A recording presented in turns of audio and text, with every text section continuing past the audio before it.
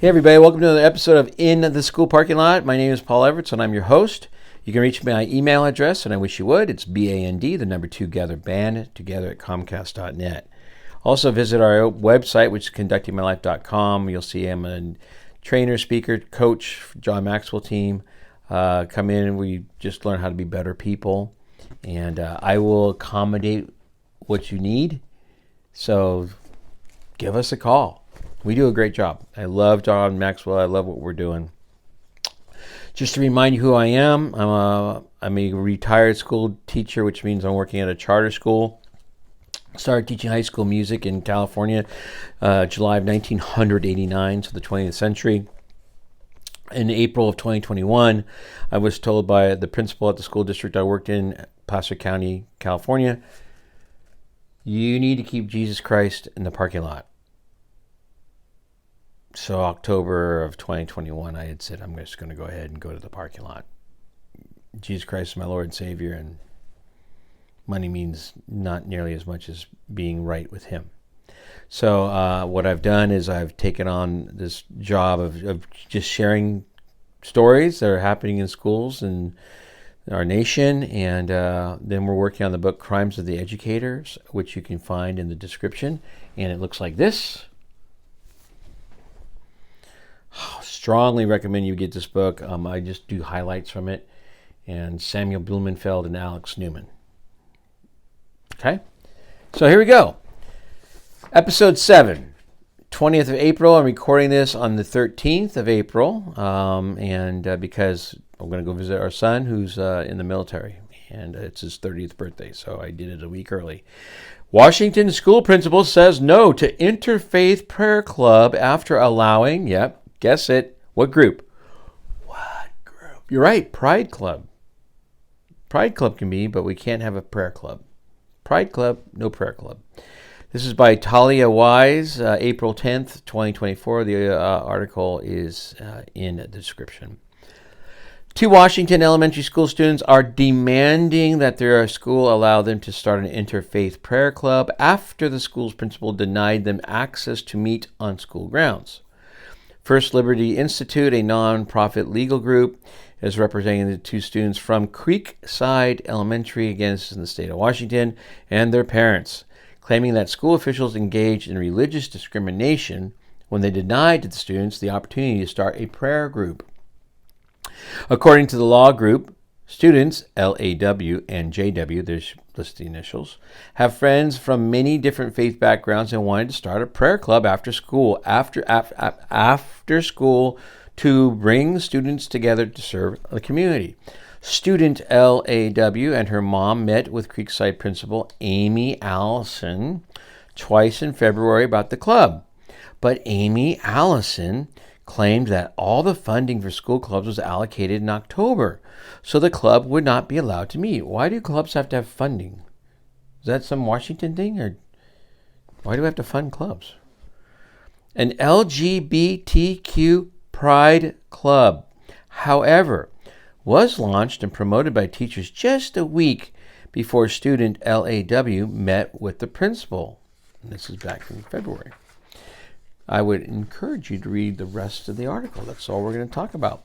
Links in the description again. Also, the search for the stories in the description. So last week I told you about John Taylor Gatto. Oh my gosh, get the book. Dumbing Us Down, the Hidden Curriculum of Compulsory Schooling.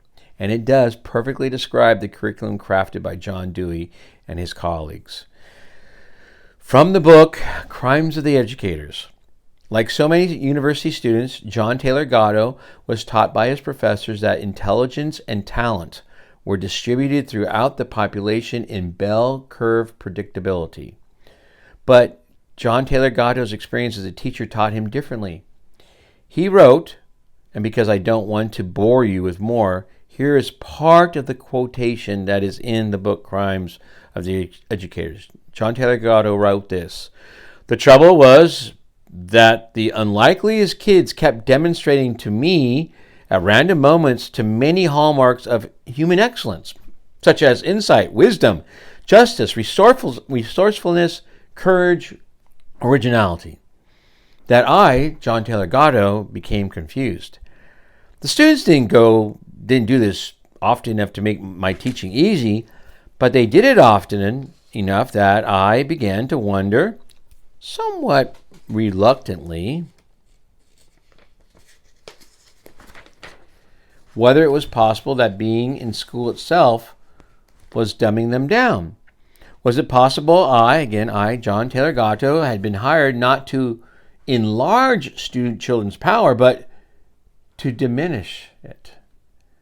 I want you to get the book, Crimes of the Educator, and read the rest of the quote. Please buy the book. So in other words, John Taylor Gatto had figured out through his own deductive reasoning that the education system was so organized and constructed to deliberately dumb down the kids. This startling insight led John Taylor Gatto to develop a teaching style completely opposite of what was taught in the university.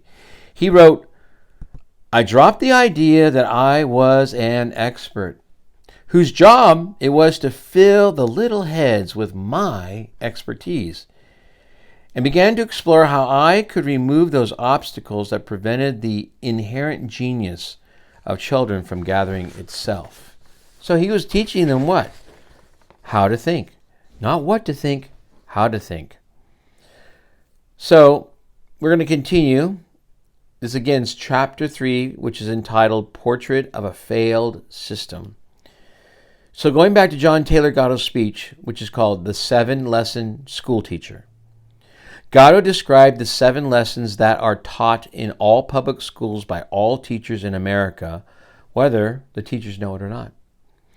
Gatto wrote, quote, "The first lesson I teach is confusion.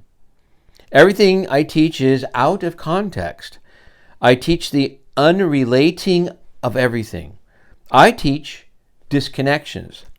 John Taylor Gatto, again, the 1991 New York State Teacher of the Year, went on to say, "Even in the best schools, a close examination of curriculum and its sequences turns up a lack of coherence, a host of internal contradictions."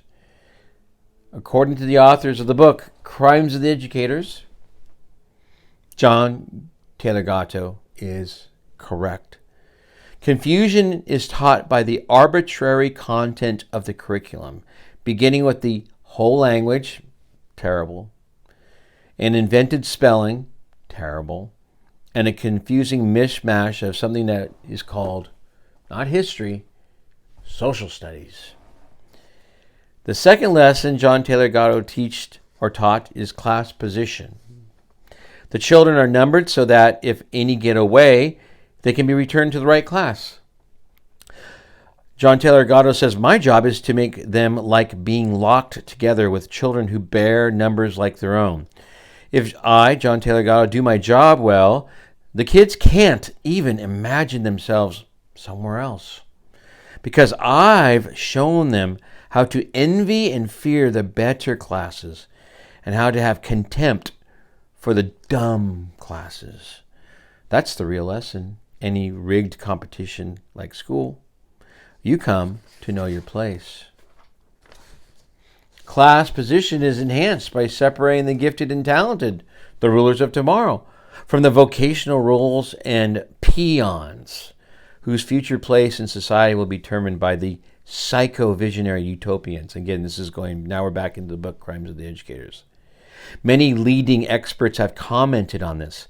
According to Sal Khan, founder of the Khan Academy of Education, online education, advanced children are all put together. They all know each other and learn from each other's habits. At the low end, it's an intellectual wasteland. In the book, they go over a couple more of Gatto's lessons. Can the system be reformed? John Taylor Gatto wrote, "The current debate about whether we should have a national curriculum is phony. We already have a national curriculum locked up in the 7 lessons I, John Taylor Gatto, have just outlined. Such a curriculum produces physical, moral, and intellectual paralysis, and no curriculum of content will be sufficient to review its hideous effects. Look again at the 7 lessons, that again, dumbing us down by the book. Look again at the 7 lessons of a school teacher. All these lessons are prime training for permanent underclasses, people deprived forever of finding the center of their own special genius. And that's it for today. Our next time we get together, I'm going to share with us his great influence on a group that is not well liked in the United States. Hope that you will join us. Hope this is helping clear up any questions that you have. Again, look forward to some comments. Please subscribe. Please share. Help the algorithm. The majority of us are getting it. It's the minority. It's the pebble in the shoe that's making the whole body hurt. Okay, God bless you and I love you. Thanks for not walking away.